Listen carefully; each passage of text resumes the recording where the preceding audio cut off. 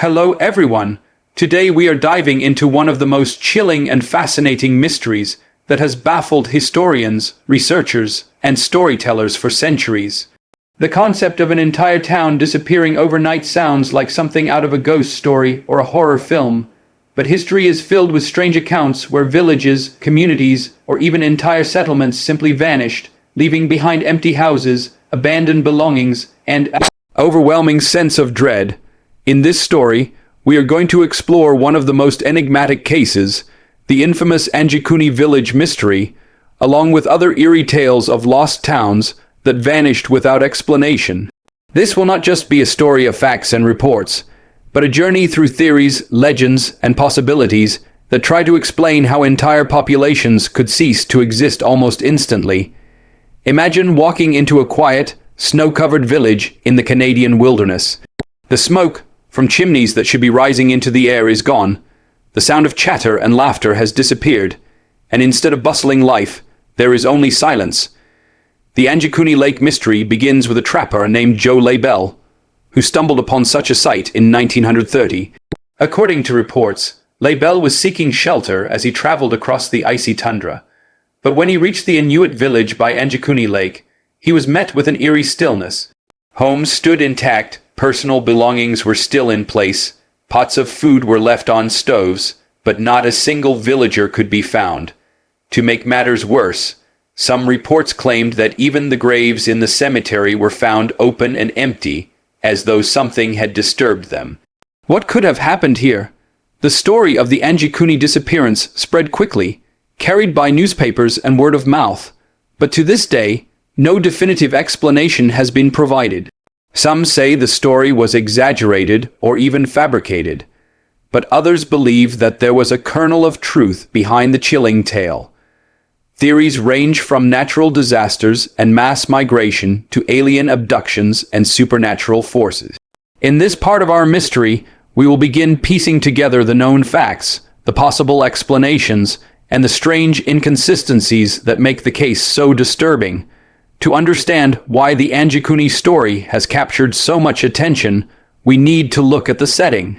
The village was situated in the cold, harsh wilderness of northern Canada.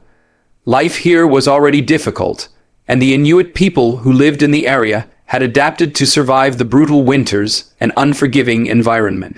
They lived in close-knit communities, depending on each other for survival, hunting, and shelter. For such a group to simply vanish without leaving behind signs of struggle or preparation is deeply unusual. Typically, if a village migrated, there would be tracks, belongings carried away, or at least signs of deliberate departure. But in this story, there was none of that. Instead, the scene suggested something abrupt and unnatural. Joe Labelle, the trapper who discovered the deserted settlement, described it as though everyone had left suddenly. Food was left cooking, weapons and tools were not taken, and the homes looked as though the residents intended to return at any moment. He was so disturbed by what he saw that he rushed to alert authorities, and the Royal Canadian Mounted Police were dispatched to investigate. Their findings remain clouded in mystery, with some reports claiming they too confirmed the strange emptiness, while others suggest that the official records were less dramatic than the retellings. Regardless, the legend of the vanishing village was born. Now, some researchers argue that the story was sensationalized by newspapers of the time. The 1930s were an era when bizarre stories often captured headlines to sell papers. Skeptics claim that while there may have been a deserted settlement, it is unlikely that an entire village of people disappeared in the manner described. Instead, they suggest, the community may have moved for seasonal reasons, following hunting grounds or searching for better conditions. But the chilling details, graves dug up, food abandoned mid-preparation, belongings left behind, are what make this more than just a simple relocation.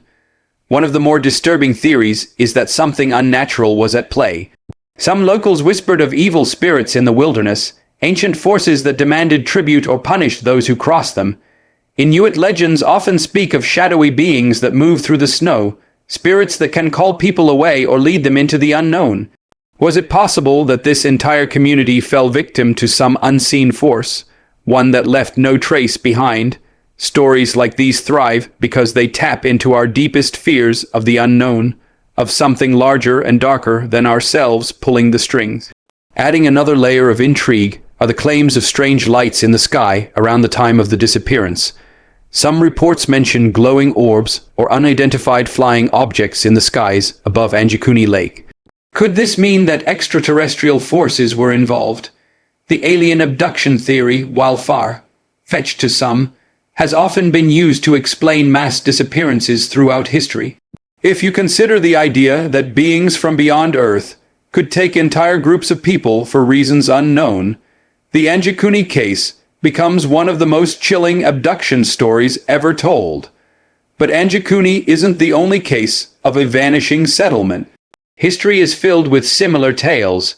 Take, for instance, the infamous Roanoke Colony in what is now North Carolina. In the late 1500s, English settlers established a colony there, but when supply ships returned years later, they found the colony completely abandoned. The only clue left behind was the word Croatoan, carved into a tree. No bodies, no signs of struggle, just silence and mystery. To this day, historians debate what happened. Did the settlers merge with local Native American tribes? Were they wiped out by disease, or did they fall victim to something else? Just like Anjikuni, Roanoke reminds us of the fragility of human settlements in the face of the unknown. Another chilling example is the disappearance of villages during wartime. In some cases, entire communities have been erased by invading armies or natural disasters, leaving only rumors of what became of them. Yet what makes stories like Anjikuni and Roanoke so haunting is the absence of evidence. No mass graves, no signs of battle, no footprints leading away, just emptiness. It is as though the people simply ceased to exist. The human mind naturally seeks answers. We do not like unresolved mysteries, and when faced with gaps in knowledge, we fill them with possibilities. Some argue that stories like Anjikuni were embellished precisely because of this human tendency. A small, ordinary abandonment becomes, in retelling, a supernatural vanishing. But even if exaggeration played a role, the fact that such stories endure for decades, even centuries, tells us something about their power. We fear being forgotten, being erased without explanation. These tales mirror that fear. Let us pause and imagine ourselves in Joe Labelle's shoes. The biting cold of the Canadian wilderness seeps through your clothing as you approach the village. You expect warmth, the glow of firelight, and the sound of voices to greet you. Instead, silence. The snow crunches under your boots as you move from house to house, your breath fogging the air, and each doorway reveals the same eerie scene. Meals abandoned, tools untouched, beds unmade. But no people. Your heart races. Every instinct tells you something is terribly wrong. And then, perhaps, you notice the graveyard, the disturbed earth, the empty graves. The dread becomes unbearable. Would you not believe that something unnatural had taken place? When authorities investigate, they often look for logical explanations. Could the villagers have been wiped out by disease, forcing survivors to move quickly? Could a sudden environmental event, like a flash freeze or toxic contamination, have forced a hurried escape? But if that were the case, why leave food cooking and belongings behind? Why not take weapons, clothing, supplies? These questions are what fuel the mystery, keeping it alive long after rational theories have been suggested. As the story spread, it gained embellishments. Some retellings claimed that hunters in the area saw strange lights in the sky. Others mention reports of a mysterious blue glow hovering above the lake, or of eerie sounds heard echoing across the ice. Each layer adds more intrigue, making the Anjikuni case not just a mystery of history, but a legend of the supernatural. In fact, the idea of entire groups vanishing has even made its way into modern urban legends and fictional stories. Horror films and novels often borrow from cases like Anjikuni, using them as inspiration for tales of haunted towns, cursed villages, or alien experiments. The appeal lies in the unknown, in the impossibility of confirming what really happened. And so, the first half of our journey into the mystery of disappearing towns leaves us with questions but few answers. Did the villagers of Anjikuni fall prey to natural forces, or did something far more sinister erase them from existence? And why do stories like this keep resurfacing across different times and places in history? In part 2, we will delve deeper into possible explanations, explore other examples of lost towns, and confront the eerie possibility that these events might all be connected. The mystery of the Anjikuni village leaves us with haunting questions, but it is far from the only case of towns and communities vanishing without explanation. As we dive deeper, we must expand our lens and look at other examples across the globe, piecing together a broader picture of what these disappearances might mean. Were they isolated incidents born of circumstance, or are they connected by some hidden thread of history, nature, or even the supernatural? Let us journey further into the shadows. After Joe Lebel's discovery in 1930, the story of Anjikuni spread through newspapers and travelers' tales. Some labeled it a myth or exaggeration, while others swore it was real.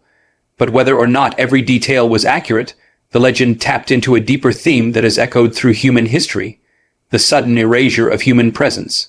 One of the most famous examples of this is the Roanoke Colony, which I briefly mentioned earlier. The word Croatoan, carved into the wood, still haunts historians, standing as the only clue left behind by more than 100 missing settlers. No matter how many theories are put forward, assimilation into native tribes, starvation, attacks by hostile groups, the simple truth remains: the settlers disappeared, leaving a void that history cannot fill. But Roanoke and Anjikuni are not alone. Consider the case of Hoer Verde in Brazil. According to reports, in 1923, a town of around 600 people was found completely deserted. The only sign left behind was a blackboard with chilling words written in chalk: "There is no salvation." Like Anjikuni, the people were gone without a trace. No bodies, no evidence of where they went. Just an eerie silence that replaced the bustle of human life. Skeptics argue that Hoer Verde may have been abandoned due to political unrest or economic hardship. But the details, especially the ominous message, keep the legend alive. Was this a warning, a note of despair, or something else entirely? These stories reveal a disturbing pattern. Towns vanish, people are erased, and the explanations offered, while sometimes reasonable, never fully account for the unsettling details. In Anjikuni, food was left cooking and graves disturbed. In Roanoke, a single cryptic word was all that remained. In Hoer Verde, a terrifying phrase written in haste lingered on a classroom board. Why do these disappearances carry such symbolic traces? It is as if those who left behind these fragments were either sending a message or were interrupted mid-action, never completing their story. Beyond history, we find myths and folklore filled with similar accounts. Entire villages swallowed by the earth in moments, taken by earthquakes or landslides, are remembered in legend as curses from gods or punishments for misdeeds. In Icelandic sagas and Celtic folklore, tales exist of fairy abductions, where people vanish into other realms, never to return. Could these folk tales be cultural memories of real disappearances, encoded as stories about supernatural beings because people lacked the language to explain them? One of the most chilling possibilities suggested by believers in the supernatural is that these vanishing towns are evidence of dimensional rifts or time slips. Imagine that for some reason, a whole village crosses an invisible boundary into another dimension or timeline, leaving nothing but the remnants of their lives behind. This idea, while fantastical, resonates with the strange stillness that accompanies these stories. Perhaps the villagers of Anjikuni or Hoer Verde did not vanish. They simply stepped into a different reality, one forever closed to us. Of course, scientists and historians offer other explanations. Some suggest famine or disease forced sudden relocations, and that later storytellers added supernatural details to make the accounts more sensational. In the Arctic, where Anjikuni was located, starvation was not uncommon. Entire groups may have been forced to move quickly in search of resources, leaving behind tools they could not carry. Yet this logical explanation falters against the details of cooking fires, graves, and strange lights. If hunger forced them to move, Why leave food cooking? Why leave weapons? Why leave clothing? The abruptness of the abandonment challenges logic. Another theory points toward warfare or conflict. Could raiders or rival tribes have attacked and taken the villagers away? But once again, the lack of struggle, blood, or destruction raises doubts. Violence leaves marks, and yet in cases like these, the villages appear untouched, as though people walked out willingly, never to return. And then there are the skies. Reports of lights above Anjikuni Lake, glowing orbs, and unidentified flying objects bring us into the territory of alien abduction theories. It is not just individuals who have reported being taken by strange beings. What if entire communities were targets? Some ufologists suggest that advanced extraterrestrials might experiment on or harvest entire groups of humans, studying them before erasing their existence.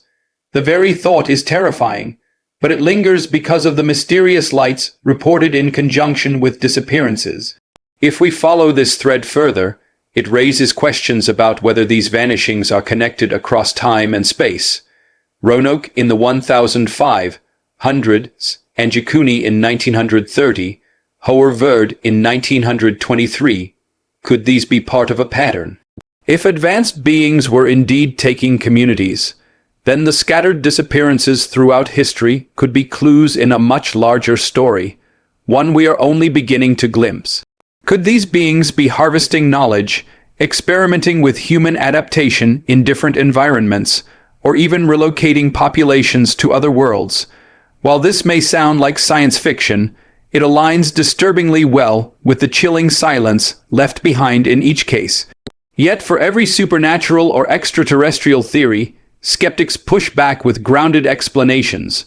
For Roanoke, they suggest assimilation into local tribes. For Hoer Verde, political unrest. For Anjikuni, famine or fabrication.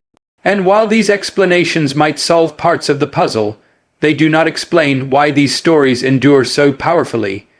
It is because the emotional core remains unresolved.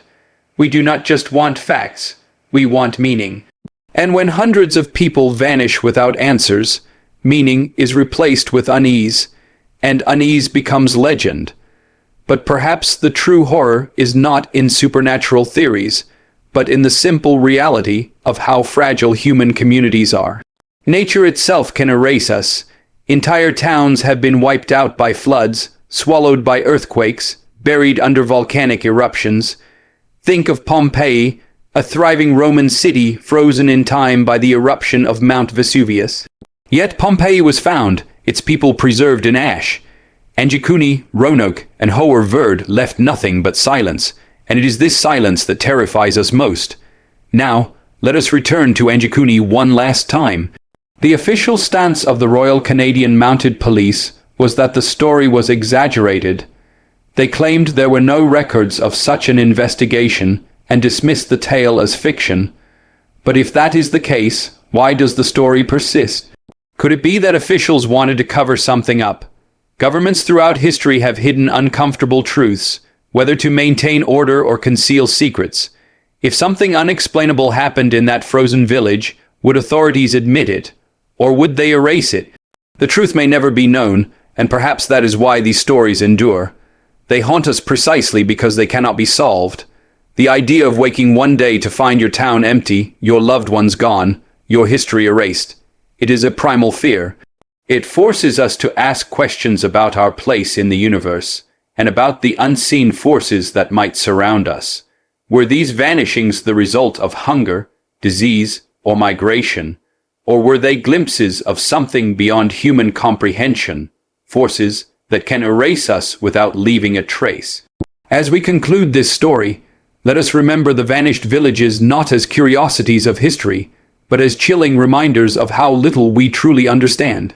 Whether lost to nature, swallowed by time, or taken by forces beyond our imagination, the people of Anjikuni, Roanoke, Hoer Verde, and countless other places remain echoes in the silence. Their absence is a mystery we carry forward, a story we retell not to solve but to remember. And perhaps, somewhere, their voices still echo. In another world, in another time, or just beyond the veil of what we can see.